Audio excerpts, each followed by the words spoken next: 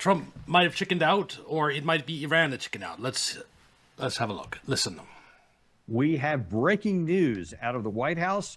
President Trump has just announced that there is a 2-week ceasefire with Iran, which, according to the reports, that Israel is also going to abide by. Now, this is like a breath of fresh air, and we can all exhale because we were literally, as of right now, 24 minutes. I ain't exhaling shit right now because I don't believe it. Iran, this is basically equivalent to a surrender by Iran. To me, opening the Strait of Hormuz is Iran's entire leverage. If they open it, they have no leverage, and it's basically the same as surrender. So I think this might get overruled by the RGC. I don't think they're opening the straits. I don't. Not until I start seeing tankers go through. Away from the 8 p.m. deadline, and there had been reports out that there was some B-52s that were headed in that direction, so it looked like something big was coming. And then at the last minute, you can say it's Taco Tuesday if you want. Some people can say it. I don't care what it's. Honestly, I'll give credit to Trump. If Iran actually agreed to open the Straits of Hormuz, it's a win for Trump. It's a complete loss for Iran. There's no other way to look at it. I mean, it's what he needs, the Strait of Hormuz open. And why I think it's such a big deal is if they open it once, it's not likely to get closed again. It's the type of thing you can... It's not easy to close politically. It's something you keep closed till you get what you want, or you do what Iran might have just done and surrender to the United States. It's the most retarded decision on the part of Iran possible if they actually did this. Which is why I think it might be another case like when that Iranian president, idiotic president, spoke that, we won't attack other countries, and then he was overruled by RGC. I think this decision to reopen the strait might be overruled. So we'll have to wait and see. Said right now, but this is good news for humanity because that means nobody in Iran is going to die tonight. Nobody in America is going to die, and nobody in Israel. It's good for everyone that the bombing is delayed. That I will say. Israel is going to die. So that's good. But the devil's in the details here. So let's take a look at what all of this actually means, because where we are right now is very similar to where we were at the 12-day mark of the war in 2025, where all parties had incentive to bring this thing to an end. Now, we're going to talk that this has got some problematic things to it that you're probably figuring out already. But the most important thing, because I just was on Fox News a minute ago talking about some of this, and at the time I went on, there had still been no official reaction from the Iranian side. While I was on the air, apparently there has been reaction from the Iranian side. So let's see. Which we now have from Foreign Minister Abbas Araghchi. Gary, if you can put that one up there, we'll take a look. This is what he said, because this is the first thing I was looking at. It's one thing for President Trump to say something. It's another to agree that that's what happened. And the Iranian side has said, this is Abbas Araghchi, on behalf of the Islamic Republic of Iran, I express gratitude and appreciation for my dear brothers, His Excellency Prime Minister of Pakistan, Sharif, and His Excellency Field Marshal Munir for their tireless efforts to end the war in the region. In response to the brotherly request of Prime Minister Sharif in his tweet, and considering the request by the U.S. for negotiations based on its 15-point proposal, as well as announcement by the President of the United States about acceptance of the general framework of Iran's 10-point proposal as a basis for negotiations, I hereby declare on behalf of the Iran Supreme National Security Council, if attacks against Iran are halted, our powerful armed forces will cease their defensive operations. For a period of 2 weeks, safe passage through the Strait of Hormuz will be possible via coordination with Iran's armed forces. That's an important factor here, with due consideration for technical limitations. Now, we'll have to see how it works out. If they've actually opened the Strait of Hormuz to all ships, that's a huge Iranian loss. They've just thrown away their entire leverage. And they're going to get fucked over by the United States and Trump, without a doubt. If they're stupid enough, 2 times already, Trump has fucked over Iran during negotiations. If they're stupid enough to throw away their biggest leverage for negotiations with Trump, who they know is a bad actor, they're retarded. So I'm going to have to wait and see if they actually reopen the straits. I mean, they've been doing everything right to win a war with the United States so far. And this would be just a catastrophic mistake on their part. But maybe it's possible. I don't know. We'll have to see. That's really good so far. And again, I just absolutely am happy that this happened. I'm so glad that we didn't have to come on tonight and tell you that, a bunch of energy plants were being bombed and bridges were being blown up inside of Iran. Most definitely pleased that there wasn't any mushroom clouds going on, as based on President Trump's earlier Truth Social today. There's a lot of people saying that Trump made some crazy stuff on Truth Social earlier. We'll cover that later. Oh, they thought he might taco out. And at the time, I said, I just get the feeling that he's not going to this time. Well, thing is, you can't really call it a taco because Iran's the one who chickened out. If they really agreed to reopen the straits. I mean, from Trump, that's what he wanted. He got a surrender from Iran. And I also think it's terrible that Trump can threaten to end the civilization, and Iran lets that work by agreeing, and it sets a terrible precedent. You mean going to have Trump going around threatening civilizations all over the place if this actually works for him. I hate it. Turns out that he did. So after all of those opportunities, and ever since March 21st of saying that there was a 48-hour time frame, and then there was a 5-day time frame, and then there was a 10-day time frame. And then it just kind of muddled around, but and then it's like, okay, now it's back to a 48-hour time frame again. And then, we extended about 1 day, which was going to be tonight at 8 p.m. And then around about 7 p.m., 1 hour, I think it was actually, by the time it was announced publicly, 90 minutes before, then here we have again, and another 2 weeks has been added to it. Now, this is different because it's not just a delay, but now that he actually says there is a ceasefire. And this is interesting because the Iranian side had previously said they're not interested in a ceasefire. In fact, some of their leaders just emphatically said, no, we don't want a ceasefire. We want to end to this. That's also the thing. It completely destroys Iranian credibility. They say they're not interested in the ceasefire. And then they go and do this. That's why it makes Iran look weak, pathetic, terrible, and it's irredeemable if they actually agreed to reopen the Strait. I mean, don't then say you're not negotiating all this time and act all tough if you're just going to fold like a piece of paper. This war, we want something that's going to be enduring, and we've been down this road before, so we're not going to have one of those. They said that was a mistake that we made in the 12.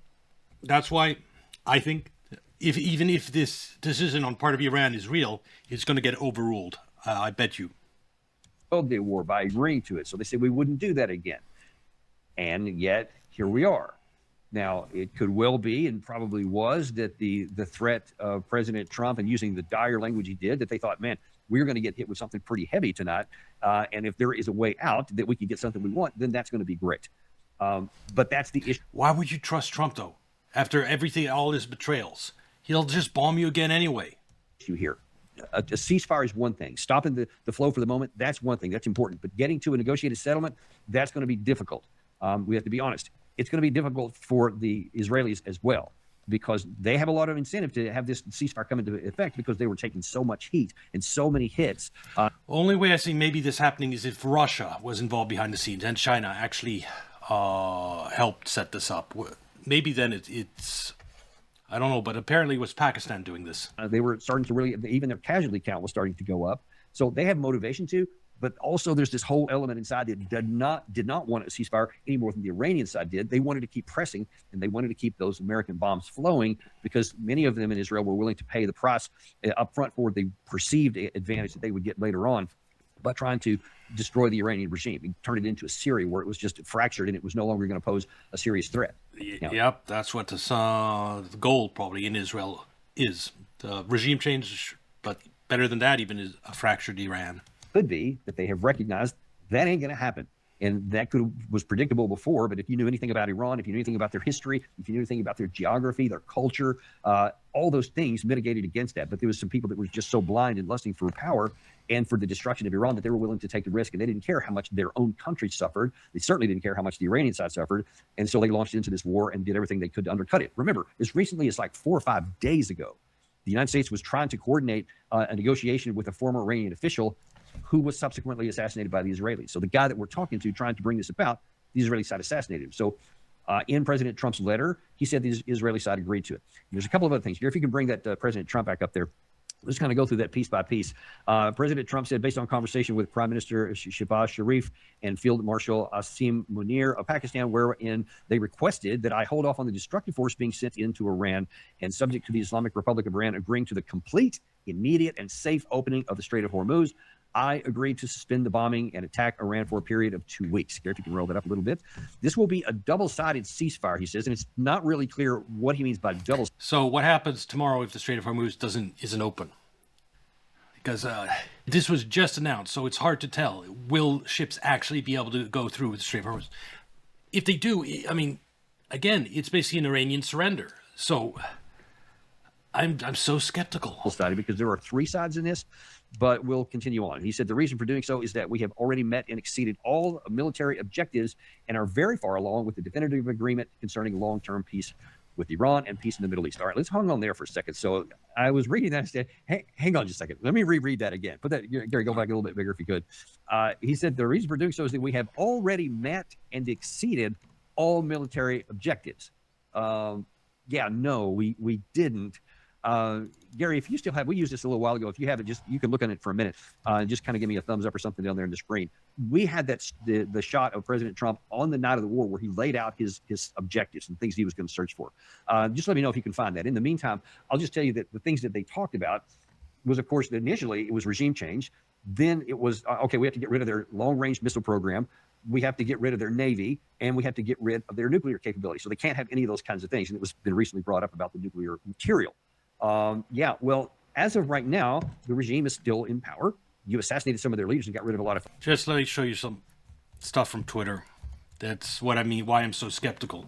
From April 1st, IRGC. The Straits of Hormuz is under control of the IRGC Navy. Straits will not be open to the enemies of our nation through ridiculous displays of U.S. presidents.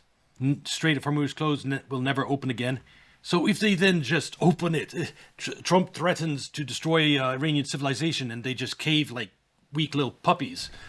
How is anyone going to take them seriously? Anyone take Iran credibly ever again? I can't believe that this, if anyone on the Iranian side actually did agree to this, that the IRGC will pressure them to reverse course. Folks, but they're still in power. Or overruled. The long-range missiles are still very much intact, and we've shown you that image many times of these multiple underground missile cities that are still fully intact and fully operational. Their drone capability, their drone manufacturing capability continues to go along as it's underground in the protected areas. We have tried many times to get at some of these things and have not been able to because they are in the side hundreds of meters beneath. I would say it's a Taco Tuesday, but if it's basically Iran is surrendering, you can't say it's Trump that chickened out. It's definitely Iran that chickened out, if this is true, what happened. And it rocked, so we're not going to get to those. The Navy, you blew up a lot of ships and a lot of airplanes that were parked on the runways or were in ports. I think 156 of them, not a small number. But the Navy that matters, the one that can affect traffic in the Strait, is their speedboats, their drone boats that are on the surface, and their subsurface drones that they have, autonomous underwater vessels. Some call them underwater torpedoes or missiles even. None of those have been taken out, or at least hardly any of them. They reportedly had over 3,000 of those. And we've seen the images that they've released of just corridors, just hundreds of meters of those things just parked and ready to go. Think about it. If this is true, if all this story is true, U.S. is running out of air defense missiles. It's running out of offensive missiles. It's just had a terrible, terrible day for their Air Force last weekend. And the idea of an operation to seize Iranian nuclear material is like probably off the table for good at this point. Everything is going wrong for the United States.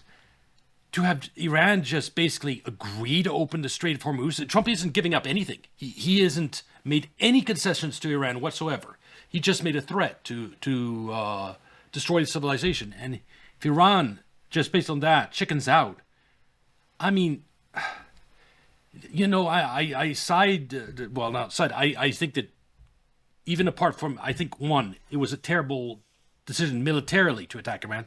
But even then, I think it was a morally wrong decision to attack Iran, given the scenario. But how am I supposed to feel if they've actually 2 times already been betrayed during negotiation and they chicken out in front of Trump and agree with negotiating with that guy? I just don't get it if it's true. It's how stupid can you be? How retarded? I mean, they'll get betrayed by Trump again, and it'll be their fault. If you trust Trump now and he betrays you, it's your fault. You're just stupid. I'm sorry. So, we'll see tomorrow if the Strait's open or not.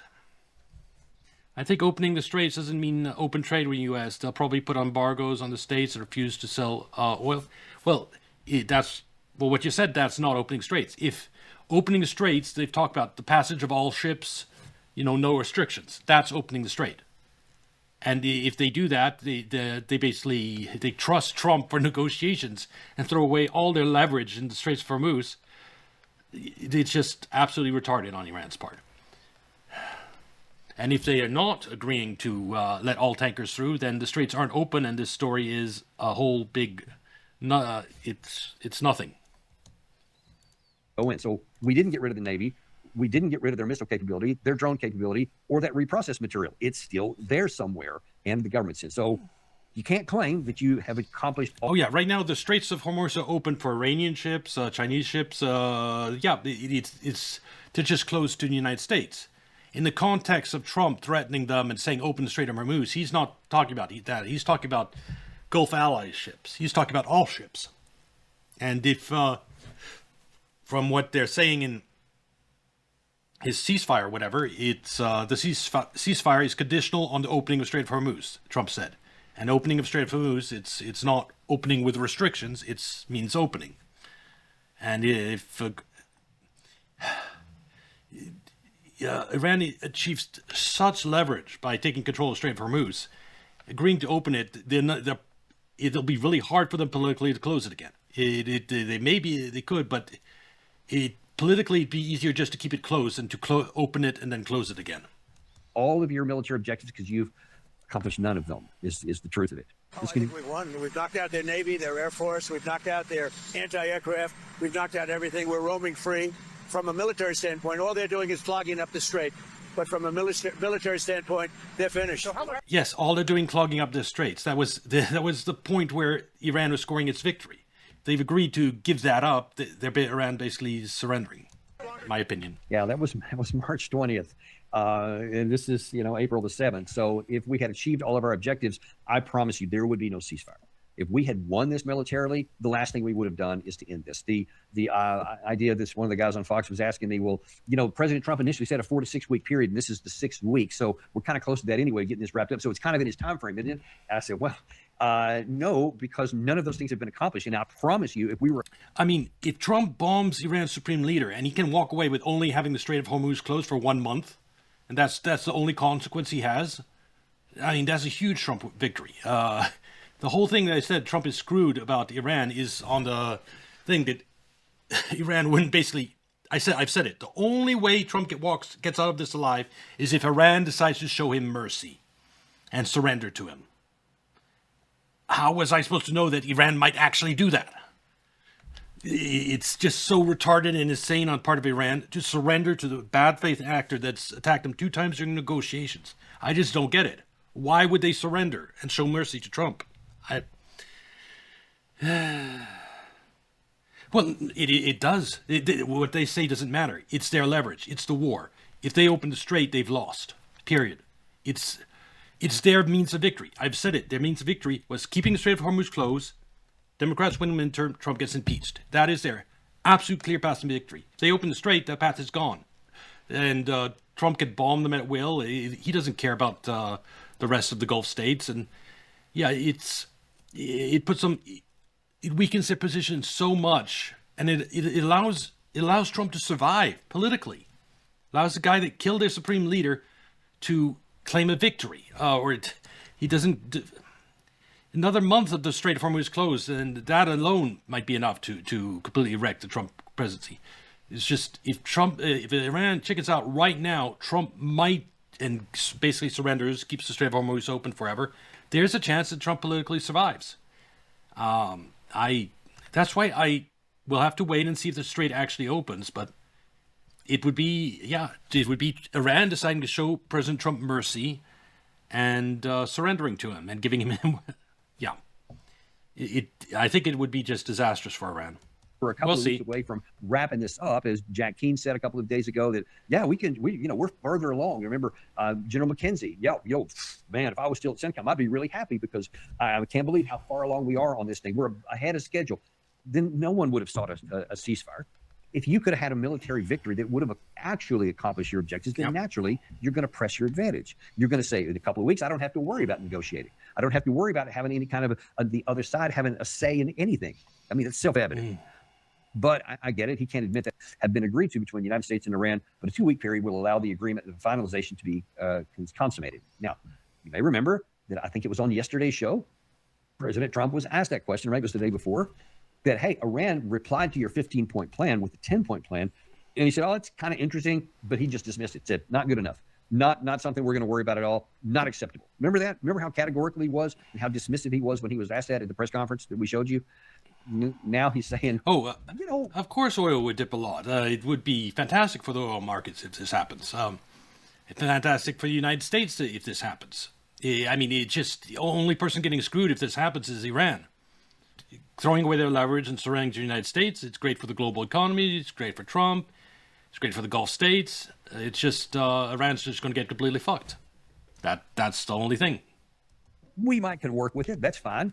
Again, you can just be guaranteed there's going to be all kinds of headlines tomorrow, all kinds of things in X space and everywhere else about how he tacoed out or whatever. You can draw your. It's not a taco. If this story is true, it's Iran that's chickening out. I can tell you is for a fact is that he said one day the 10-point plan was completely irrelevant and we're not going to go with it. And now today he's saying it's a good basis for negotiation. Now I think that this is indicative of how much trouble we're in. And I'm going to get to that in a second. Gary, if you can put that back up there, I'm going to get the last part of it here. So he says, almost all the various points of contention have been agreed to by the United States. 2-week period will help finalize it. On behalf of the United States as president and also representing the countries of the Middle East, it is an honor to have a long-term problem close to resolution. Okay, there's nothing close to a resolution. Their positions are miles apart. When Trump isn't giving any concessions to Iran, why would you agree to a ceasefire for negotiations that have no chance of succeeding? With a bad faith actor that has betrayed you twice during negotiations. It's just so insane on the part of Iran. I just cannot understand it. In here. Now, the Iranian side agreed to a ceasefire that heretofore they said they were not interested in. And the reason I told you is because they have an incentive to find a way to end this war. They did not want the war. They were not benefiting from it. They were just trying to endure underneath it to get to a condition to where they would not have to worry about future wars. And Trump made no concessions to them. He wants dismantling of the ballistic programs. He wants the nuclear materials. He wants all that. He doesn't concede on anything, and he has completely rejected all Iranian demands. And if under those conditions you start negotiations with Trump, how is that anything but a surrender? But they have physical control of the Strait of Hormuz, and even in Foreign Minister Araghchi's statement, he said that will continue to be the case. And he said, "We'll coordinate." Not if you open it. Trust me, that's not the way it works. Iran's had control over the Strait of Hormuz physically before this war, yet they weren't able politically to use that leverage. You open the straits, and tankers start flowing through. The only way to close it again is to start firing at innocent tankers and kill. It's very costly politically to close it again. That's why if you open it, Iran might not be able to close it again. And if they're stupid enough to not realize that, then they deserve to lose. Coordinate with people, but it has to go through our control. So during this time of negotiations, they're going to maintain control of that, which means that at any time they can shut it off. Now, some of the things that had to be on President Trump's mind. What's strange is we had missiles in our airspace 20 minutes ago. Well, that's just the thing. On top of this, this whatever they agreed, Israel just hit Iran really hard in terms of infrastructure, oil infrastructure, and everything. So if they agree to a ceasefire at this point, that means they don't retaliate. It's no longer an eye for an eye. That's why I say it's surrender. You allow Israel to conduct this massive attack on your infrastructure, and you don't strike back. You've just, the eye for an eye strategy that you've done this entire time that was so effective, you've given up on that too. It's a surrender. I think we talked about this earlier in one of our shows today, and definitely yesterday. We're in a real trouble here, because we don't have the long range. Yes, no, we were in a real trouble, but Iran apparently surrendered. Missiles, the JASSMs and the Tomahawks, to be specific. Those two specialty ones are some of our best ones. We've used literally hundreds. You can't say that U.S. is in trouble anymore. If Iran really made this absolutely surrendered to us, why would we be in trouble? Of those things, why? Probably in the thousands by now. and our inventories are really low. Our inventories of interceptor missiles are really low.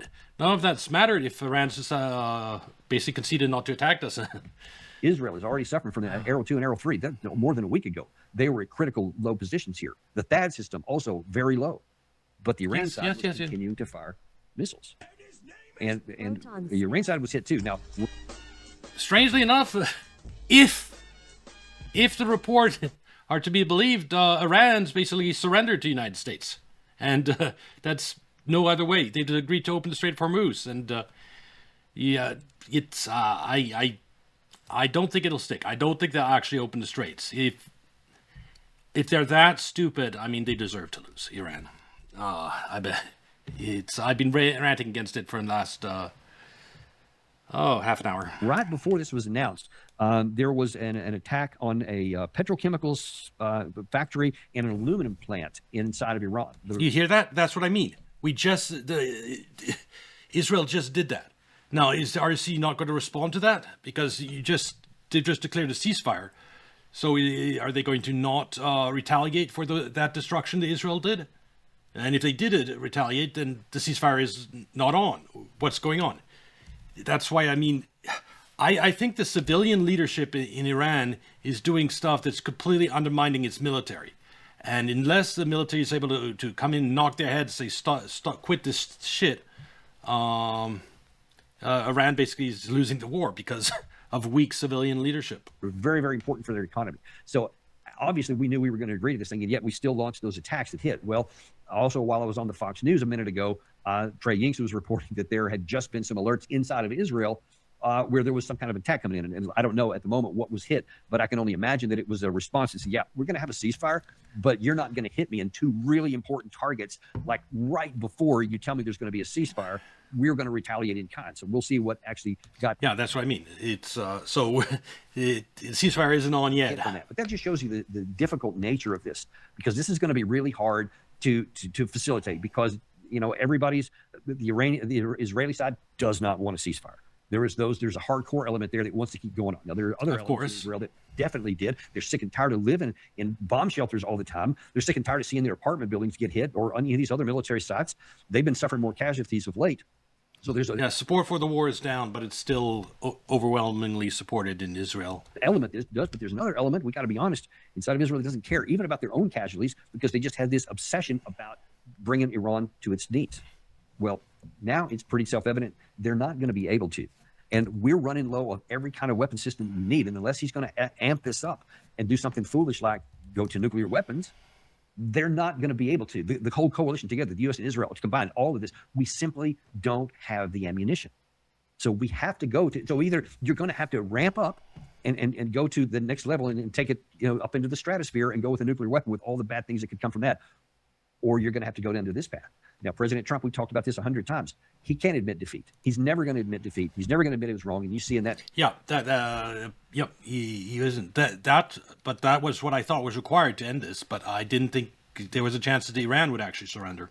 True Social Leader keeps using all this language that, you know, we've accomplished everything. We've done what we wanted to. And now I'm really proud and honored to find a way to get this thing over with. You can see, we've been telling you from day one. We've been telling you since before this war started, this is how it was going to go, because we can't militarily defeat a country. It doesn't. They did. That you can't militarily defeat only is worth mentioning in the context of the Strait of Hormuz being closed. Strait of Hormuz being open, Iran can do whatever it wants. We don't give a fuck. 4 times bigger than Iraq. This has the whole western portion of its country as a series of mountain ranges. We have no ground forces. We have limited industrial capacity, and our inventories were already low because of the support we gave to Israel since 2023 and to Ukraine since 2022. Wait until we didn't give them. I think with the Tomahawks. Wait until the TMRW tomorrow. Wait until tomorrow. Late breaking news. Yeah, I'm not going to believe the Strait of Hormuz is open till traffic resumes, until tomorrow, until I actually see signs of it. I don't think, I haven't heard any stories about the RIGC broadcasting throughout the Straits. The Straits open, anyone can come through. I haven't heard about any stories like that. I'm checking Twitter. we still have, our capacity to manufacture them is still in peacetime situation. We haven't, I think they're trying to do some contracts now to increase the capacity over time, but that's years away under the best of circumstances. Nothing's going to help us right now. We just can't keep going on the way the war is so far. So that's something that really compelled President Trump and would have had to put him in a position to, man, we're either going to escalate it to something that could be catastrophic for our country and for mankind, but it could give me a chance, he might think, to bring a country like that to its heel, or we're going to have to go down this path. But here's the problem. Iran is not going to go back to what they did in the 12-day war. They're not just going to agree to the cessation of fire. And like that, well, that's what they appear to have done. For 12 days, it's still a cessation of hostilities, and it still takes political will to go back to bombing. It's giving the entire world a dose of relief. If 12 days of 14 days, I forget which one, of oil flowing out of Strait of Hormuz, huge relief to the oil market. And the pressure that Iran is exerting on the world is greatly reduced. It just worsens Iran's position, and it gains them absolutely nothing. Trump isn't moving on his position. What negotiations? The negotiation is basically, they go in to negotiate, and Trump says, these are my demands. We're not changing everything, except everything. And they're trying to negotiate. No, these are our demands. And yeah, that's the negotiations Iran's headed towards. You want successful negotiations, you have to have Trump give concessions before the negotiations begin, so that there's actually a chance. That's going to be it. And now they will open on the Strait because they've loosened their hand. Taco Tuesday. Trump always chickens out. It happens. His 48-hour ultimatum on a Tuesday. Trump says, "Well, we're giving them an extra 10 days." Trump always chickens out, and it's Tuesday again. And so Taco Tuesday, it was. I see. We were all waiting to see if it would be that where Trump decides not to bomb them, but it's not Trump that's chickening out this time. It's Iran. But they've got it there, and they're not moving it from there. So whatever kind of good face President Trump's going to want to put on this, I don't know how he gets away from Iran being in control of the Strait, because they're not just going to give that up. There's no reason for them to give it. They opening it is giving it up. You opening it up, you've lost your leverage. I mean, they've had physical control over Strait this entire time for decades, and they haven't been able to use that politically. It's costly politically to close straits. It's not something they can do at will. You agree to open it up, you're likely not going to be able to close it again. It takes an event like the Supreme Leader dying to justify closing the Strait. Are you willing to sacrifice another Supreme Leader to close the Strait again? That up. They're aware of all these military forces that I just mentioned here. And if it makes sense from their position, if they can get some kind of security guarantees, and I don't know what that would look like. I imagine we're going to be finding out here in the next few days, as they're going to be talking about this publicly. Who would give these security guarantees? If I was Iran, I might agree to an aerial ceasefire between the two sides, but I'd keep the Strait of Hormuz closed during negotiations. That's negotiating from a position of strength. Opening the Strait of Hormuz is negotiation from a position of weakness with someone you know is a bad faith actor in negotiations. It's just... If they can get security guarantees and they can still maintain their military, they will have demonstrated that at any time of their choosing, they can flip that switch back on, put their military in charge of it, or can just make the threats they did before, and they can bring the... It's funny. It's Taco Tuesday. I made a thumbnail of it. This Strait to an end. So this, in a sense, gives them a security guarantee of sorts all by itself, by the clear implication that if you guys try and attack us again, we'll shut this thing down again. Except then they can say, next time, we're not going to stop where we did before. We're going to now... The targets that they said they were going to attack, had Trump made good on his threat tonight to hit all these energy infrastructures and bridges and whatnot. There was a whole target list that they had said they would hit. I would imagine that the Iranian side is going to say, if you do this again, we'll shut down the Strait, except this time, their first round of targets are going to be all the things where we stopped today. And that would be catastrophic for all these Gulf Arab regimes. It would just be destructive. And of course, by extension, the whole global economy. Thing is, you can hold a negotiation with Trump without reopening the Strait of Hormuz. In Iran, that's what I would do. If Trump is really ready for negotiate, if you're ready to negotiate with Trump, and you actually want to have a good outcome for Iran, you don't negotiate after opening the straits. You negotiate before opening the straits. Now, also understand one thing there. People are thinking, okay, well, now we got this ceasefire in effect, and maybe we can get a peace, and then the Strait of Hormuz is going to open up, so all the traffic will start back tomorrow. The price of oil will come back down. So will the price of gasoline. And not so fast on that. There is a very, very complicated situation. We've been talking about this, but it bears mentioning here is that turning the Strait back on, number one, there's going to have to be some confidence that, most of these carriers are not just going to take anyone's word for it, just start rolling through it. Yes, exactly. That's what I mean. There has to be, what they did when they closed the Strait is IRGC broadcast the Strait of Hormuz are closed, and they attack tankers, and that basically closed the straits. There has, as far as I know, no messages being broadcast by IRGC opening the straits, and I think any order to open the strait will be resisted by the RGC, and I personally don't believe it'll happen. I just can't see Iran throwing away it's all its leverage and negotiating from a position of weakness. No, if you want to have talks during these 12-day ceasefires, go ahead and do it, but keep the Strait of Hormuz closed. So there's this growing pressure on Trump to cave into your demands. That's what makes sense. If I was on the Iranian side, negotiating with the straits open is it's surrender. Full speed ahead because they want to see if this thing's going to hold. These attacks both against Iran and Israel right at the time this thing went in is not exactly a great way to start. We'll see how that continues on. But there's a bigger issue. Even if they did trust everybody to start doing all this, is that a lot of these tankers are all over. Remember, the last tanker to get out from the time the Strait got set, so after the war started, so basically on... yes, there's a delay. Tankers aren't waiting. Okay, maybe some of them are, but not a huge amount of tankers are just waiting outside the Strait of Hormuz when it's not clear when it's going to open. So if it really is open, you have to have tankers redirected from wherever they are in the world to come to the Straits. March the 1st. They've already reached their destination. All the other ones have at that time, and they're just sitting there. They can't come back here. They couldn't come back to the Gulf and start filling back up. They couldn't go anywhere until they knew it was going to be safe. So they're just parked at ports all over the world. Exactly. Right? Well, once it's clear, once there's some kind of an agreement and confidence that they can start coming back and that the facilities are ready to take them, they'll start their journey.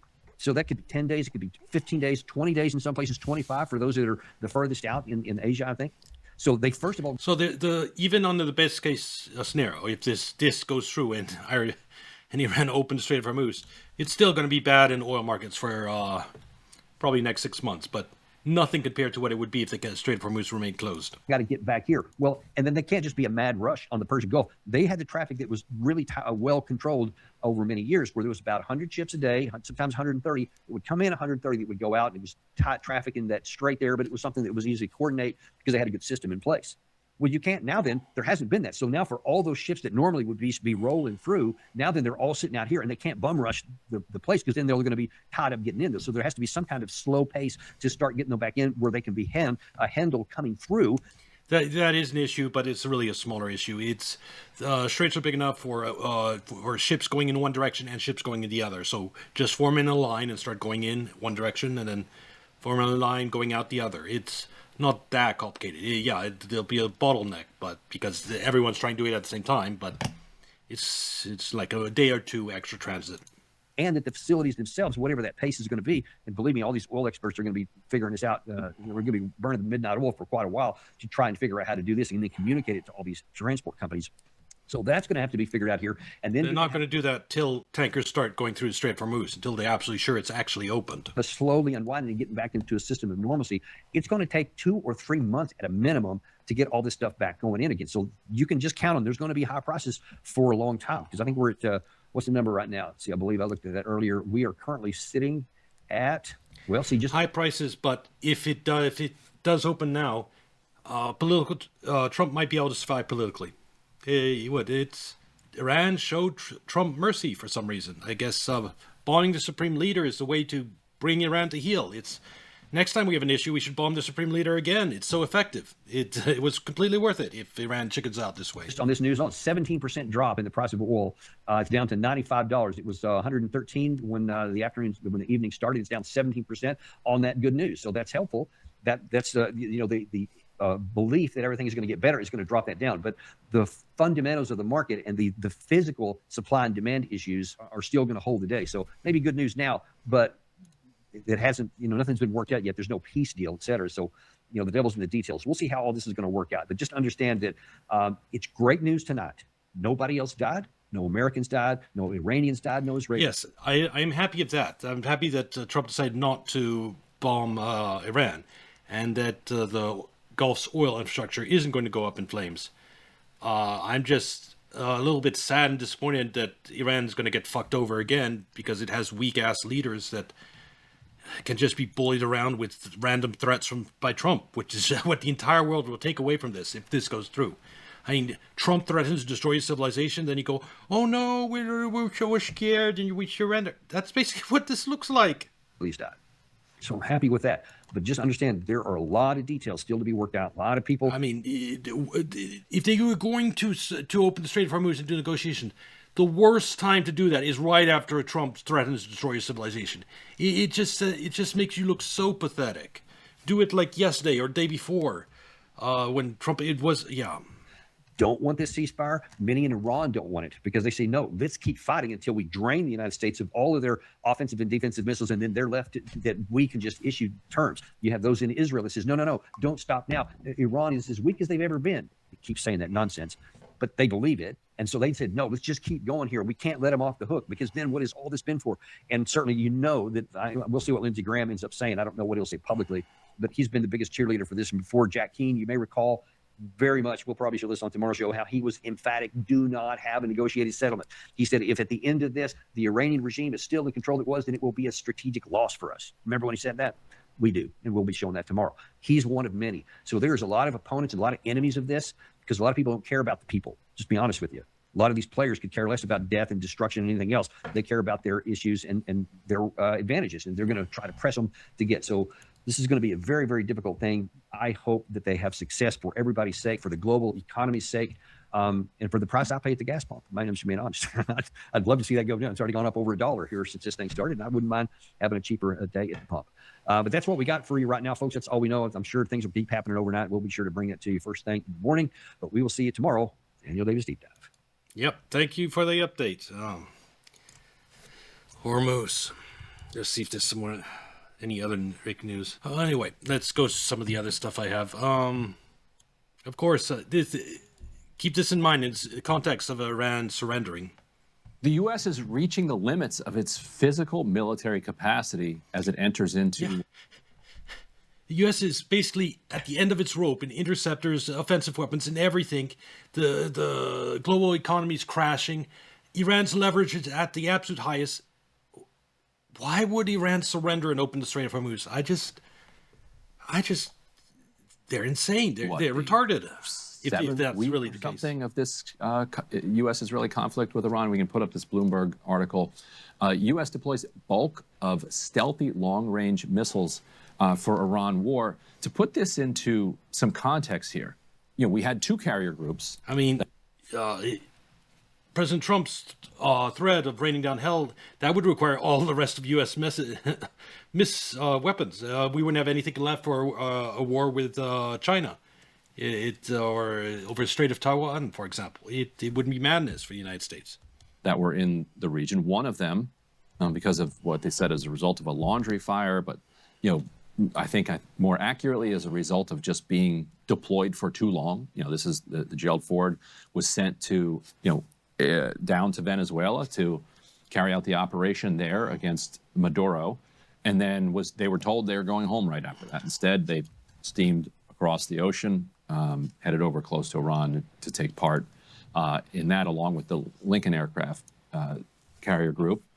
At the same time, the U.S. has been using an extraordinary amount of its resources to defend against Iranian attacks, particularly against so Israel. Basically, we're running out of missiles.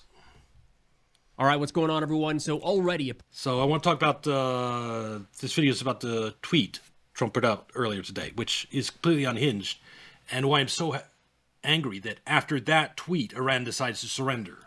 pretty hectic start to the day as the President of the United States has said he is prepared to kill an entire civilization in the next few hours. You heard that right, and that's not an exaggeration. That's not taken out of context. Word for word, President Trump, quote, a whole civilization. Yeah, he makes this threat. A whole civilization will die tonight. And Iran then caves after he makes this threat? It just, am I going mad here? It looks absolutely terrible for Iran. It makes them look weak, pathetic, and what? All it takes a couple of mean words from Trump and you just roll over and die? What are you? Nation will die tonight, never to be brought back again. I don't want that to happen, but it probably will. And we are going to read this entire thing because it's important. I'm seeing too many folks sane wash this and kind of summarize it to mean something else that the president didn't say. Yeah, it is insane. It's an insane thing to say to a country of 93 million. There's nothing sane about what our president has said in the last 48 And by the way, this, I think, is a Trump supporter. By the way, he isn't a leftist. 72 hours. So we're going to go through it word for word because it's important to see what he's actually saying. However, now that we have complete and total regime change where different, smarter, and less radicalized minds prevail, maybe something revolutionarily wonderful can happen. Who knows? It did. I'm astounded. Oh, God. It's maybe there's far more Mossad agents in Iran than I knew. We will find out tonight, one of the most important moments in the long and complex history of the world. 47 years of extortion, corruption, and death will finally end. God bless the great people of Iran. There is no justification for the president of the United States to make a statement like that. Full stop. There's Yep, none. agreed. Can't what about and justify it away with it. I mean, Trump makes a lot of insane things, and it's not like you could just... But the ones on the last 2 days, like, what is it, God bless Allah, right on Easter, that's terrible. Absolutely terrible. And then there's open the fucking Strait of Hormuz. Yeah. Then this, the next day, it's Trump having complete meltdown and somehow getting saved by Iran. I'll have to see tomorrow if the Strait of Hormuz actually open. I'll be able to rant fully at how stupid Iran is. Right now, I'm still, half of me just believes they won't open straits. That sane minds will prevail in Iran and not do that. Anyone else, we're better than that. That's not how we operate on the world stage. That's not how our military operates on a world stage. What I've seen people say is, well, first off, that's not what he meant. What he meant was actually, well, too bad. That's what he said. He could have said the IRGC. He could have said the Islamic regime. There's a number of different things he could have said, but he went with an entire civilization. That includes the civilians. Yes, it does. Civilization, of course. Bomb, and also the threat to bomb them back to Stone Age, the same thing. That includes civilians. Let's stop playing games here, all right? If we saw this from any other leader around the world, especially one from a nuclear-armed country, we would criticize it, and we would say, that is absurd. You can't do And it's also a veiled threat to use nuclear weapons. this. It's morally, legally, ethically wrong, and we would say that looks an awful lot like a call for genocide. You know, the thing that genocide scholars and legal experts are always, it's the intent that they always have a hard time with in cases like that. This is what they would call intent. When the president of a country says, hey, our military operation that is set to commence in the next 12 hours will lead to the death of an entire civilization. Yeah, that's pretty wild. I'm very surprised too. Yeah, it's not okay. And Iran saying surrender right after Trump says that makes it so much worse. Yeah, Trump's going to go around like threatening Cuba, destroy Cuba's civilization or any other people he doesn't like. He's in this absolutely terrible losing position that's going to destroy his presidency, and he makes this insane threat, and it works. Iran caves and opens the Strait of Hormuz. That just, oh my God! It's just lesson he's going to take away from that. Moody. For now, we chickened out.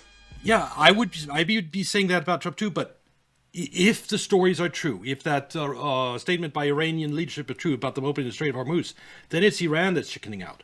I hate to say it. It's Iran showing mercy to Trump, letting him survive politically. Iran is going to get completely fucked over in this. But I don't understand it. That's why I'm skeptical, and I think the Strait of Hormuz won't be opened. I mean, even if you're going to negotiate Iran, if you want to actually have a good outcome for Iran, you negotiate while the Straits of Hormuz are closed. So there's pressure. All the pressure's on your side. All the leverage on your side. If you open Strait of Hormuz, that's agreeing to negotiate it under U.S.'s terms. Let the U.S. negotiate from a position of strength. You're not going to get anything. You're going to get jack shit, and you're going to get screwed over. And as we know, a couple of months, Trump, Israel will go back on deal and bomb you anyway. And you've opened the Strait of Hormuz for nothing. All right. I know that terrorist organizations call on death to America, death to Israel, and death to any other number of groups and people around the world. Yeah. That's wrong. And, personal opinion, I tend to hold the United States and our elected leaders in a bit higher regard, to higher standards than terrorist organizations around the world. Yes, you can't compare yourself to terrorists yelling death to America. If you're acting the same as terrorists, there's something wrong. If we say that the IRGC says this, or North Korea will say this, or Russia threatens nuclear weapons, cool. We're better than that. And when... Oh, here's a live one. CNN and Trump called it fake news, and it's not true. But I think this is him trying to save face. Yeah, no, absolutely. He's going to come on. He's going to get beaten up, and the taco label will stick with Again, if Iran opened the Strait of Hormuz, that's what Trump has been wanting for the last 4 weeks. Ever since he bombed Supreme Leader, all he's cared about is opening Strait of Hormuz. He's gotten what he wants if Iran has agreed to open the Strait of Hormuz. He's won. It's not Trump checking out. It's Iran. Iran shouldn't open the Strait of Hormuz. I'm just saying that if I'm arguing in favor of Iran, until it has negotiated the outcome it wants. It's its leverage. It's its lifeline. It is the one leverage it has over the United States. If it gives away its one leverage, it has nothing. Trump can just come in and dictate whatever the fuck he wants. And if they don't go along during negotiations with what he wants, he'll just, I'll just destroy your civilization. And Iran will chicken out again, because apparently that scares them enough to just roll over and die. Trump always chickens out. That'll be the... I would agree, but today it's not Trump chickening out, it's Iran. His permanent meeting. You can tell that some people are Democrats that hate Trump and are trying to spin this as a Trump taco. It's not a Trump taco. It's an Iranian surrender. No, look, we've got the same situation here we had with the Russian and Ukrainian negotiations. The Russians made it quite... Russia has never, the United States, that's a perfect example. In Russia, United States and Ukraine have all been trying to do a ceasefire, to stop the fighting, to negotiate. And Russia, it's not stupid. It knows that the war is going in its favor, and agreeing to a cessation of hostilities on the ground is giving away their advantage. And so they haven't agreed to it. They say, we negotiate while the conflict is going on. And so that every day that passes, more land falls to Russian control, more pressure on the Ukraine and the United States. That's how you negotiate from a position of power. That is what Iran should do. It says, okay, Trump, you really want to negotiate. You want to taco out. Fine, let's negotiate. But the Strait of Hormuz remains closed. That's what Iran should have done. Opening the Strait of Hormuz when you haven't gotten jack shit from the President of the United States is a huge concession. It's a surrender. quite clear back in June of 2024 what their position was. And they haven't deviated. Yeah, TDS it's a problem. When it comes to Iran, I align with some people on the left, definitely, because that's what common sense and the facts are. But when something like this happens, some people will still try to. I know he's one of them. He really hates Trump. He's going to try to make this look like a bad for Trump. When arguably today, if Iran agreed to open Strait, that is a biggest Trump win in weeks. That from that one iota, so in the entire last now going on almost 2 years. If anything, they've toughened it up. I would have never in 1,000 years thought that Trump could bomb Iran's supreme leader, and then less than a month, or actually a little more than a month later, Iran would then agree to open them back up willingly, without getting any concessions whatsoever from the United States. Just because Trump made a crazy tweet about ending Iranian civilization, that was enough to scare them enough that they would open the Straits of Hormuz without getting jack shit for it. Never would have. Same thing with Iran. What if Trump agrees on these terms? So what? What if Trump agrees to them, though? Then The negotiations don't even matter. What matters is how those negotiations are conducted. Straits of Hormuz remain closed, then you're negotiating from a position of power. You'll probably get what you want. Open Strait of Hormuz, you have no leverage. You're going to get jack shit. And especially with a bad faith actor like Trump that has betrayed you twice during negotiations and doesn't I don't think he even regards Iranians real people at this point, at least leadership. They're just people to fuck over and to lie to and to just negotiate so you can scheme and bomb them during negotiations. That's how I regard negotiating against that from a position of weakness is just suicide. It's just retarded.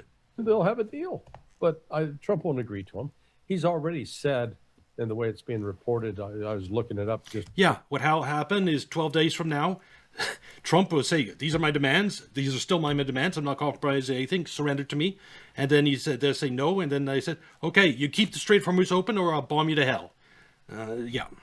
Coming on there that, Iran has to open the Strait of Hormuz now. If they don't, then there's no deal. Okay, well, now. So Iran said they'll open the strait. And like was in the other video, opening the Strait of Hormuz is a huge logistical thing. It'll take days to get it open. And closing it is a huge logistical thing too.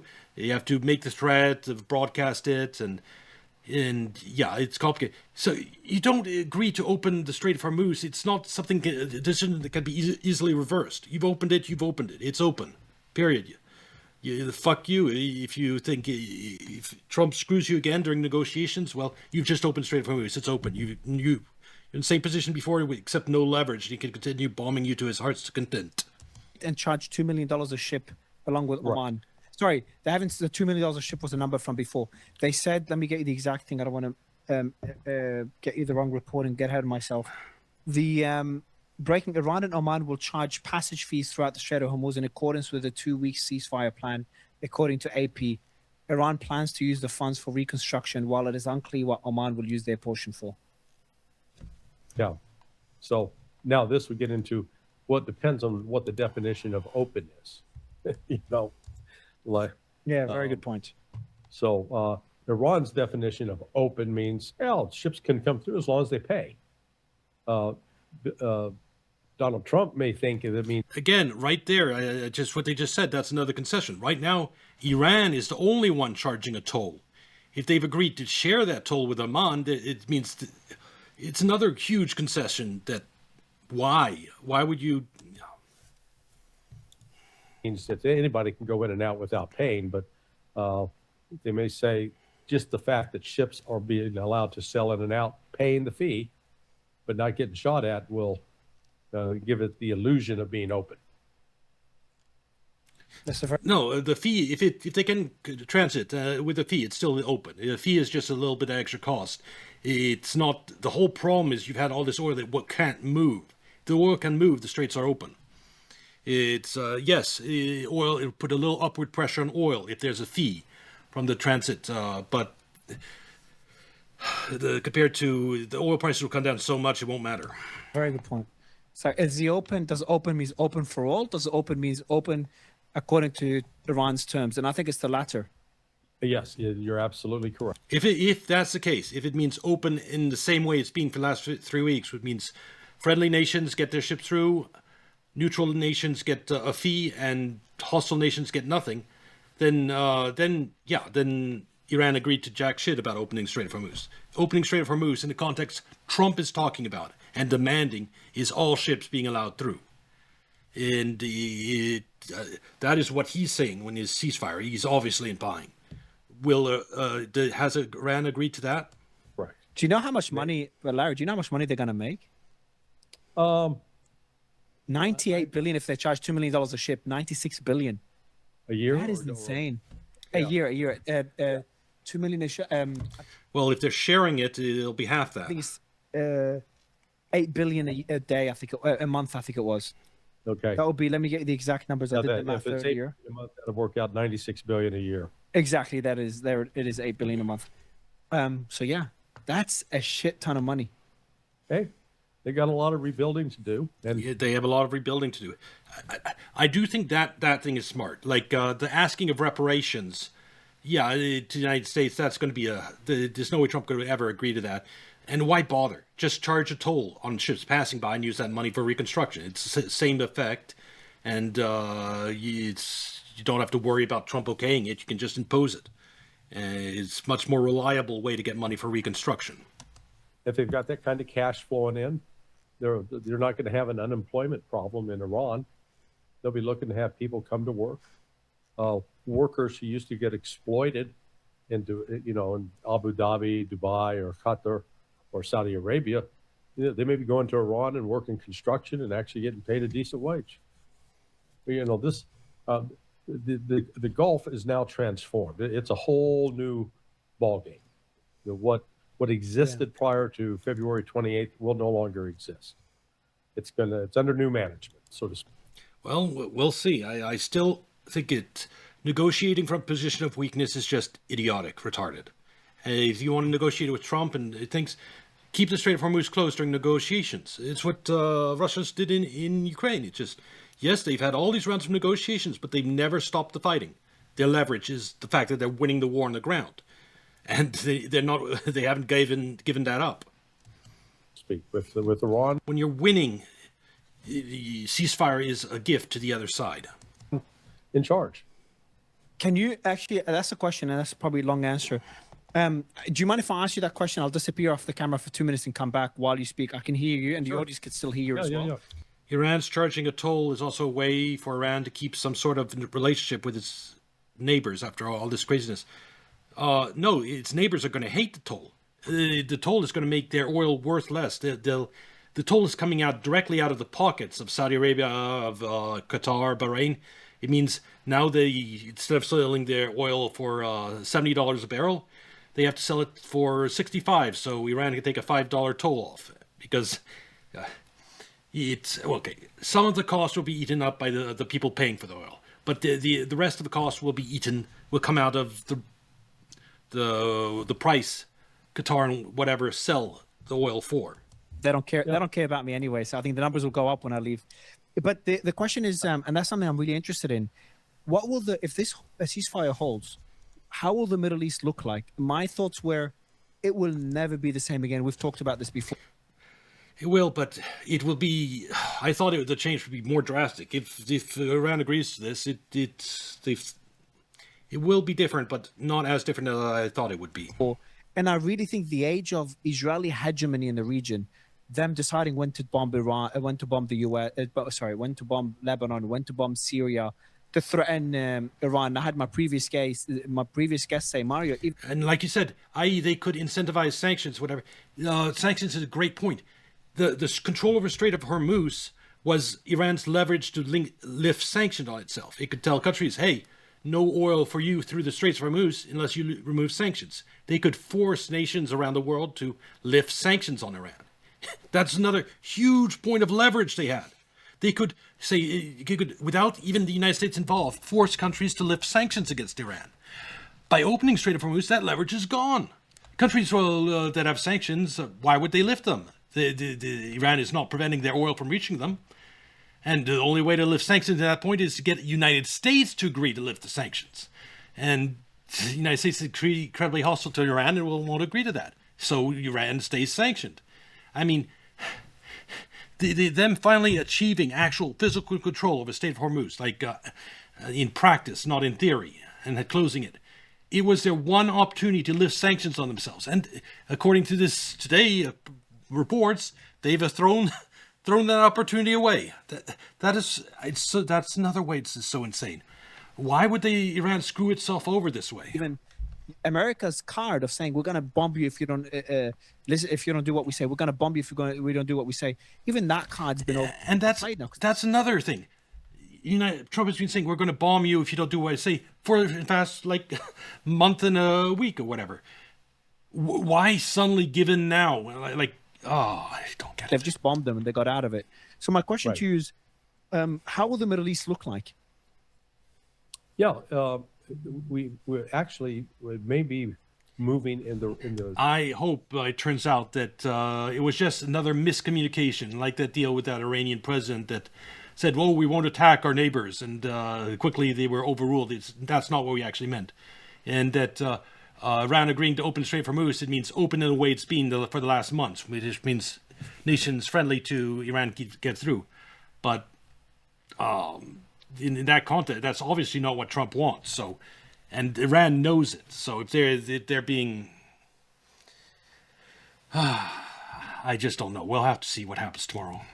Direction of more of democracy, or where people who previously have been ruled by monarchies and autocrats will now actually have a chance to have a voice in the government. It is going to weaken Israel. Israel is now going to be more isolated than ever before. This will probably move Turkey to step up and develop a closer relationship with Iran, recognizing that Iran has gone toe-to-toe with the United States and beaten it. Trump will never come out and say that. They keep up with their daily bragging about how they destroyed the Iranian Navy, they destroyed the Iranian Air Force. Well, if they're doing all that destruction, if they won, then you got to ask yourself, why the heck are you going to agree to a ceasefire now if you're winning? That's like if you're winning the football game. I say this is context. This is American win, given how terrible the United States position is, with all our ammunition running out, with all of our damaged bases, with our economy being destroyed by the Straits of Hormuz being closed, our financial system being wrecked by that. Given that incredible position of weakness, to have Iran just agree to open the Straits is a massive win for Trump. There is actually now, if the reports are true, if Iran really agreed to this, a path for political survival for Trump. I would have never imagined it. Again, the only way for Trump to survive this Iran war, I've said it 100 times, is for Iran to show mercy. And who knew that Iran would show mercy? That I guess the supreme leader didn't mean that much to them after all, right? If they just allowed Trump to survive politically. Game and you're up by 6 goals. Might call timeout. Give the other team a chance to rest, to catch its breath. And it makes me think that maybe the son of the previous supreme leader really is dead. Because how would he ever agree to this? That they might try to come back? No. You keep moving the ball down the field and put it in the goal. So this is, if nothing else, the clearest evidence that the United States, despite having massive advantage with aircraft and being able to bomb almost at will, has failed. And this is also going to, I think, further energize Iran into dramatically upgrading its air defense systems, so that it will in the future never face this kind of barrage again and be unable to stop it. Which means, I don't know if the Chinese radar failed or not. What I do know is that since the war started, the United States is seeing a dramatic improvement on the part of... Well, one thing I can predict was going to happen in both Israel and the United States is we're going to start making a lot more drones too. We're going to do what Ukraine has started to do, is making cheap Shahed-style drones in huge quantities. Because it apparently is overwhelming air defenses with huge number of small drones it's what any air defenses struggle with, even like Russia. It's high-tech missiles can be shot down by high-tech missile systems. So you have two choices: either make a huge number of small drones like Shahed to overwhelm air defenses, or you go the hypersonic route, which China, Russia, and Iran have gone, with missiles so fast air defense can't intercept them. The United States doesn't have hypersonic missiles, so maybe they'll develop that too, but easy way is what they can already do is a huge number of Shahed-type drones. And they've already started using this, but I think that is going to be the answer to depleted stocks of ammunition. It's not a short-term solution, but if the United States starts this war again in 6 months, it will be with a huge supply of short-range drones. It'll mirror what Iran has done. And if Iran gets hit by that because they stupidly agreed to surrender now, you get what you deserve. If you betray your own interests, you get fucked. Of Iran with air defense and radars. Now, I wasn't told whether it was Chinese or Russian, but what I was told or learned is that U.S. military planners are nervous as hell about this, and they were expecting that if this war continued, that we'd be looking at a lot more downed pilots, as we commented earlier. Yes, and right at the point also that the war was going to start turning really ugly for U.S. and Israel. We were getting to the point where 80% of the missiles were getting through in Israel. I went to the point where there'd probably be a lot more down U.S. pilots. Iran chickens out. Conversation at the outset. How could the United States lost? Is it the civilian leadership in Iran that has no idea that how badly the United States and Israel were losing, and they decided to surrender? That's maybe what happened. I don't know. more aircraft in the last 48 hours than it has since the Vietnam War. It never lost this many aircraft in Afghanistan Yeah, they never lost this many aircrafts except back in the Vietnam War. or Iraq or Somalia, or, name your conflict. So they got a taste of what it is fighting a near-peer foe who has some capability. Backed by two great powers. I want to make a very important point. That's just a fact. The world's biggest military wasn't able to destroy Iran's military capabilities. Now, there was never a chance Iran's going to win militarily. That's not on the table. There's never going to. They were going to win economically. They were going to devastate United States economy more than we devastated theirs, just by shutting off the oil. So the military was never the issue. It was always Iran's leverage was economic, and they had absolute dominance in that sphere in terms of their leverage. Iran's not going to destroy the entire U.S. military. But everyone thought the U.S. military would destroy Iran's military capabilities, their missile launchers, their drone capacity, their missiles. Obviously, you were one of the few voices saying that won't happen. That's just an illusion. And obviously, you were right. But if the U.S. wasn't able to do it with that massive firepower, Israel has no chance. And I think if they were able to destroy Iran in this war, if Trump made the mistake to double down on the war and turn Iran into a failed state, assuming this is a possibility, which I think it was. If he kept bombing him for a year, it could happen. Oh, yeah, for a year. But by that point, all the oil infrastructure in the Gulf is gone, and the U.S. economy is tanked. Trump's lost the midterm. And there's a good chance Trump would be impeached before Iran became a failed state. But if that happened, Israel will become the unipolar country, the unipolar superpower in the Middle East. But that's no longer the case. The Middle East now has been confirmed as a multipolar world with two superpowers, Iran and Israel. That's the new Middle East. And I don't think that can change for decades to come, minimum. Well, Israel could only get away with this and this murdering of its neighbors because it was enabled by the United States. Yeah. As long as it could count on the United States sending it money and funding it, arming it, equipping it, it could act with impunity, as it has. That's going to be under review. Given how much opinion in the United States is turning against Israel, I don't think our military aid is it should be counted on as, should be taken for granted at this point. Except they still come up against their own lack of human resources. They are entirely dependent upon a reserve army. That means people who have real lives, they work real jobs, and then they have to spend a weekend or two away doing military training, unless they go to war as they are now, and then all of a sudden they have to leave their job and go into active duty service. And you can get away with that with maybe 200,000 reservists in a country that's supposedly 10 million. I think at least 2 million have left. So let's say 8 million people. But when you want to do, they called up 300,000 for the October 7th offensive in the aftermath of October 7th. And now they're talking about trying to call up an additional 400,000 to go into Lebanon. And in the process of that, they've discovered that the Hezbollah have adopted fiber optic drones and are taking their tanks out right and left. Yeah, you saw that footage. Yeah, I saw that. Yeah, that is true. Israel has lost over 100 tanks. I think it's maybe 140 at this point. The tanks, this is the era of drone warfare. You can't use tanks no more. Israeli reports where we were surprised by Hezbollah's capabilities again. That was actually today. Today is like we were surprised by Hezbollah's. You saw that? Today there was a report from Israeli media, Times of Israel, said the IDF surprised by Hezbollah's capabilities and expect Iran's ability to keep firing missiles to sustain throughout the entire war and much longer than expected. Yeah. They keep getting surprised. It's like, what's the surprise? It's like. Well, I was surprised by Iran's surrender, so there are surprising things still out there. Yes. And he's talking about all this surprise. Everything was in Iran's favor. Why the fuck would they surrender? Imagine you see an angry dog inside a fenced-off yard, and you try to walk in and it bites you. And so you wait a couple hours and you come back and you see the dog, and you walk in and it bites you again, and you go, God, I'm surprised it bit me. It just got bit. Pay attention. If a country in a war, if a country was able to gain territory and keep that territory, that's considered a win.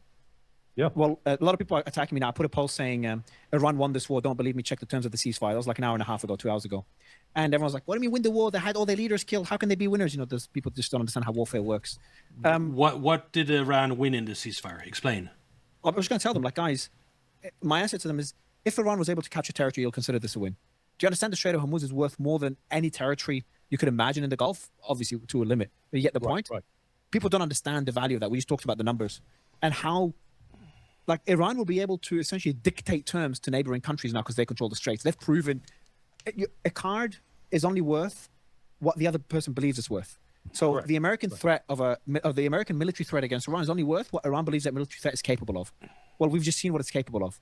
And they weren't able to destroy even Iran's missile launchers or not allow Iran to control the Strait of Hormuz. So that card is gone. Now, Iran has a card.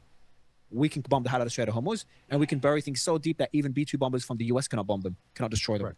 Right. That's a new card that Iran has, and they'll be playing for years to come. Yeah, in fact, the system Iran developed for protecting its missile cities and having the ability to launch ballistic missiles was designed against a nuclear attack. So, and it was based upon actually designs the United States had drawn up for burying these cities underground, deep underground, and then having a particular type of reinforced concrete so that in the event of a nuclear attack, they would survive. And that's what Iran's been building over the last 20, 25 years.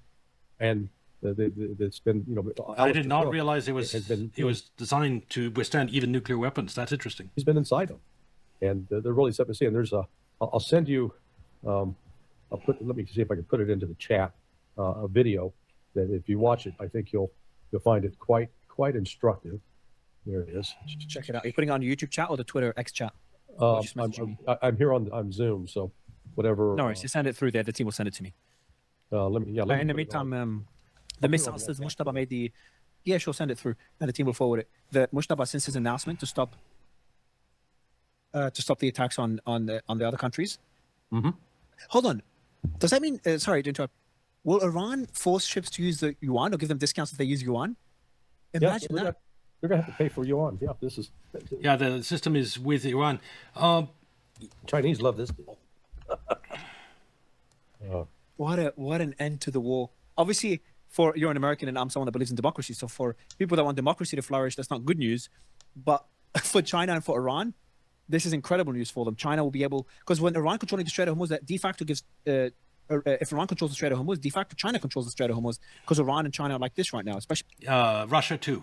They include Russia. Russia probably has even more leverage over Iran than China. After this war. Right. Geopolitically, that is such a big loss for the US, Larry.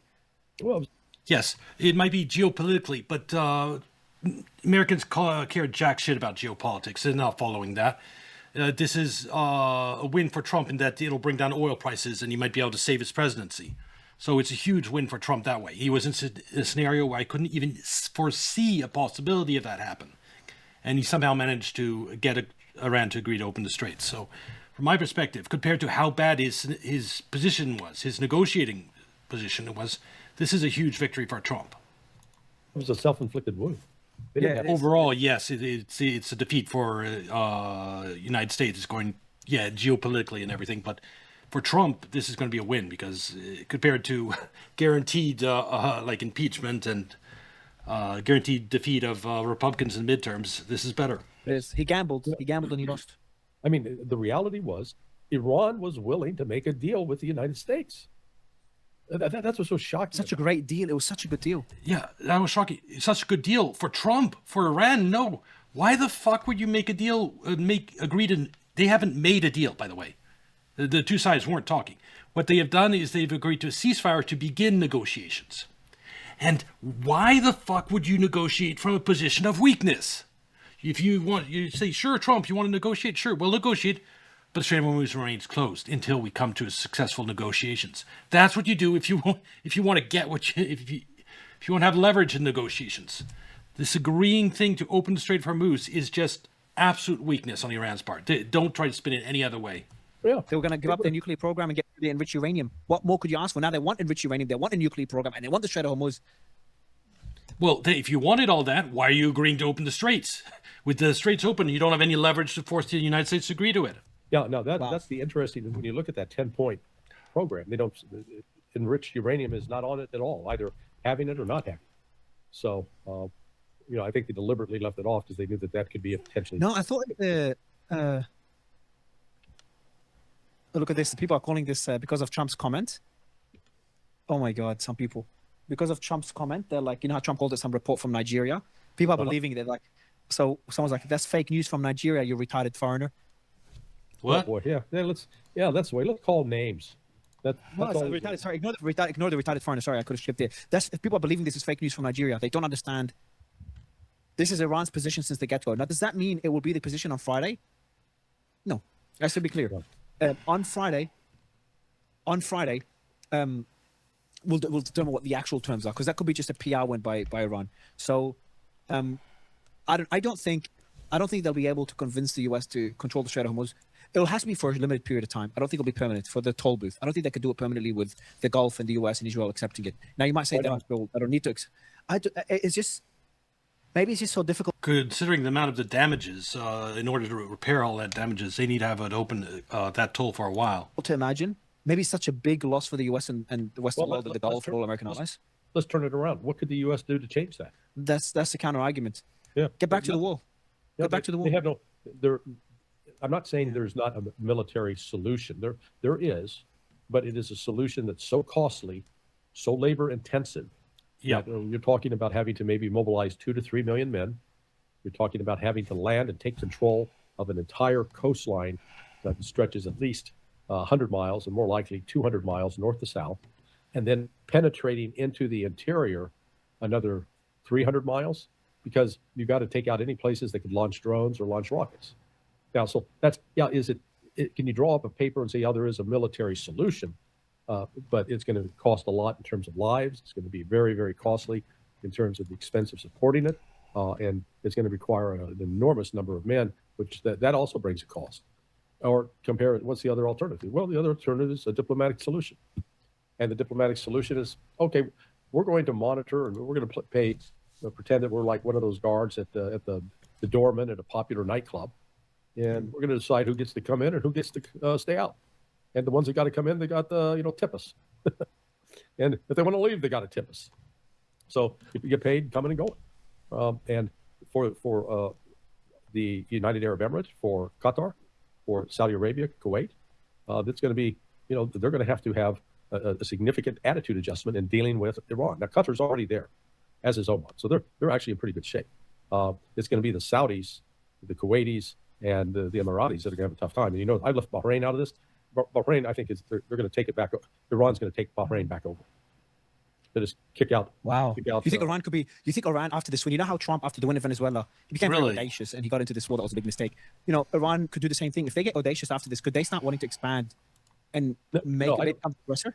No, I don't see that at all, because they've suffered great loss. They've lost loved ones, family members. So the victory is salted with the tears and the blood of their loved ones. So it's not just be overtaken with hubris. So, but the primary concern will be they're going to make sure this doesn't happen again, and whatever they need to do, just make sure that this. Well, what they needed to do is not open the Strait of Hormuz before having negotiated something solid with the United States. That was their requirement for never having this ever happening again. They agreed to opening the Strait of Hormuz without any type of agreement with the United States. They're asking for the United States to do this to them again. Essentially, Israel is disarmed. Israel cannot do this again. And I just noticed that one of the Telegram channels I follow is announcing, Israeli Channel 12, is that the IDF is currently attacking launch sites in Iran. So, no way. What is it doing? Also, Israel has seized huge territory of Lebanon, physical on-the-ground territory in Lebanon with its latest assault. And Hezbollah is Iran's ally. How can they agree to open the Straits of Hormuz with this huge territory under Israel's control? That's also a betrayal there. So it's about 5 a.m. in the morning, and Israel's attacking Iran, and so Iran's going to respond. You attack them, they're going to retaliate, and so they keep doing that until Israel stops. That's what happened after the 12-day war as well. Yeah. Remember? Yeah. Mm-hmm. So Israel's the problem. Israel's the real problem. The United States is sort of the symptom of the disease. Yeah. Yeah. What about Israel's? Well, the U.S. deep state is part of the problem too, but that's another story. Could Iran start putting out demands over the next couple of years now that they know they've got the upper hand in many ways? Could they start requesting, for example, Israel to get rid of their nuclear programs? No. They can't put out any demands after they give up the open Strait for Hormuz. Example. I think what they would do is seek parity. In other words, they would be willing to accept restrictions on their program, provided Israel accepted similar restrictions. or they will be fully open to inspections by IAEA, but Israel's sites must be inspected by IAEA. So, But we know Israel has a nuclear weapon, so what's the point of inspections? Like, we know it. I was speaking with the leader of the Knesset, Speaker of the Knesset, former, a couple of days ago, and he said, Mario, look, I'm not going to. Yeah, it'd be hilarious if Iran demanded Israel be denuclearized in exchange for their own not getting a bomb. What would it? I don't think the United States would be willing to do that, but I don't blame Iran for wanting to try. Because we're talking about Israel striking Iran with a nuclear weapon. He's like, Mario, I'm just going to ask you, because I'm not going to play the game of whether Israel has a nuclear weapon or not. We're past that now. So, like, no one talks about whether Israel has a nuclear weapon. So if we know they have it, what's the point of IAEA inspections? Because if the IAEA do inspect properly, the answer will be they do have nuclear weapons. Then what? Well, that, but if you want to, they get, limit their supply. Number one, that could be part of a broader arms control agreement. Again, Iran is going to look for guarantees, and guarantees. Well, the most likely ones able to provide those guarantees are Russia and China, by virtue of their strength. Yeah. And How would they be able to do it other than writing a piece of paper? Well, if they enter in, for example, a complete defense pact. Now, actually, Russia offered that previously to Iran, and it was Iran that refused it. But it's something along the lines of what Russia has in place with North Korea, that if North Korea is attacked, it's viewed as an attack on Russia. So if Iran now has that assurance, and I think that under the new, Mojtaba Khamenei, I think he may be more inclined to accept something like that, given his experience fighting with the IRGC as a 17 and then 18-year-old kid. He'll be more inclined to accept that kind of deal than I think his father was. Do you think it would be more hardline? Let's call him more pragmatic. In what way? Well, he understands the cost of war. I mean, he was on the front lines in one of the battles of Yeah, he understood the cost of war that way. He also has had so many of his family killed. which he fought. They were being attacked by the MEK. Yeah. Remember, the MEK is still around. They're still paid for by the CIA, and they killed some of his friends and colleagues. So he doesn't harbor any illusions about the horror of war. But I think that also has inspired him not to see war as the first option, but as a last resort. So, but he will be tougher and more pragmatic. I think you're going to find there will be less distance between the IRGC and the supreme leader. Mm-hmm. What happens to the American bases? Do you think they stay? They get smaller, or they're in the next few years? Well, most of them are gone right now. I mean, they've been leveled. So there's not much to go back to and rebuild. I think the United States will try to stay at Al Udeid. I think they'll try to keep some bases, but maybe not all. What happens in Saudi Arabia is up in the air. The Saudis may decide on their own that it's just not worth the cost of having Americans there. They've already proven that having the U.S. there didn't protect them at all, not at all. Yeah. In fact, it may have made them more of a target, so they could see the wisdom in getting rid of the U.S. I think it'll be a by-country basis, because a big part of that, whether the country wants the United States to stay or not, will have an impact on the decision, I think, by the United States. On that, Bahrain done, Kuwait in the process of being dismantled. So you're not going to see the number of U.S. personnel that have been there up to this point, because in many cases the sites have already been wiped out or wiped clean. Far out. I'm just trying to see how it would look like. That is like what it would mean from businesses there. What would mean for policy? Like, for example, a lot of these Gulf countries pride themselves on the safety and security, Larry. Yeah, they're going to have to do some work on that. How could they? Because there's a lot of talk about Saudi, the UAE wanting. So this is just rumors. We don't know if it's true or not. There were rumors about them wanting the US to finish the job. I think there was even a. Yes. Yeah, the senior advisor to I think the leader of the UAE said we want the US to finish their job. Countries now in the midst of this crisis were loading up on Chinese bonds, not U.S. bonds. Countries like France were pulling all of their gold out of the United States. They weren't sending it to the United States. So if you're saying which alliance offers the most potential financial stability, is it the G7 with the United States in control, or is it BRICS with Russia and China as sort of the two big brothers of the organization, and Iran is part of that? And the answer is clearly BRICS. BRICS right now has larger GDP than does G7, and when you look at issues like debt, BRICS is in much better shape debt-wise than the G7 countries. So I think just from an economic... BRICS will be ascended at going out of this. And Iran, we'll have to wait and see. I still think negotiating from a position of weakness is going to be Iran won't come out of this as well as it could have. Economic standpoint, the Saudis and maybe the Emiratis. The Emiratis are a difficult crowd to deal with, but the Saudis at least was pragmatic and say, you know what, we're better off with those guys. Yeah, they might change their allegiance. They might go to Iran, say, because that was happening. Remember after the Qatar strike, I was talking about it in a very positive way. I was excited because I thought it would bring peace to the Middle East. The Gulf countries were looking at maybe improving relations with Iran. We saw the meeting. I think there was a summit with Iran included after the Israeli strike in Qatar as a way to come together. I'm like, wow, okay, that might bring peace to the Middle East. Then when this war happened, that's been shattered. So there's kind of two ways of looking at the outcome now. There's been war. Iran's been striking the Gulf throughout. Iran also blames the Gulf for where they are. On one side, on the other side, Iran benefits from having good relations with the Gulf, and more importantly, the Gulf benefit even more by having good relations with Iran, especially if Iran controls the Strait of Hormuz. So, could we see a new alliance between those countries, and could that become a deterrence against Israel? And use an Arab alliance? I think it very well could be. It's going to require more of what I'll call a spiritual rebirth on the part of the Gulf Arabs. They tend to be a pretty shady lot. You know, they espouse one thing about their adherence to Islam, and then they leave the lifestyle of the wild and crazy when they're in London or Paris. I mean, I've seen it firsthand. So, but I think they recognize that Iran will be a more reliable partner, and Iran has not, despite the claims to the contrary, Iran's not been going out trying to stir up Shia movements in these countries to overthrow the existing rulers. They've stayed away from that, and so I think the time has come to recognize that that Iran can be a responsible partner for these Gulf states. That is insane that we're talking about this reality. If we were talking 2 months ago about this happening, He said, "You crazy old man, you're demented." There is no way. What about the other scenario that you were warned about, that this ceasefire would break up, completely break off, or break down? Sorry. So how would it break down? What could go wrong? By who and why?